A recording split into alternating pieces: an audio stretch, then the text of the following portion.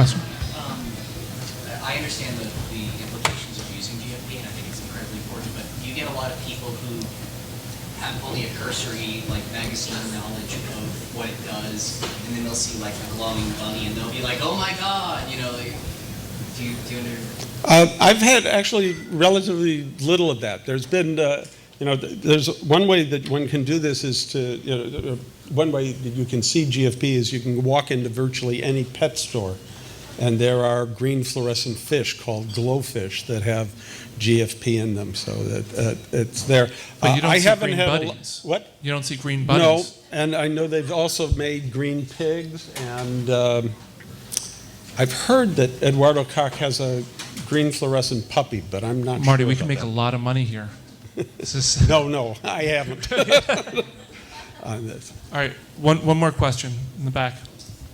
Is GFP, when it's in an organism, inherited? Yes. See, once you put DNA in something, then that can be passed on with all the organism's normal DNA. So that rabbits, kids will have... It depends on how they put it in, yes. But our worms keep breeding more green worms, so we never have to do the prep more than one time. And this has been used in plants, animals. I have a question. So fireflies, in a lot of animals, are able to control their output of light. So when you put a GFP in a non-native species, is there any change, or does he go dark and then light? Do you see any change, or is it always on? It depends on what that controlling part was.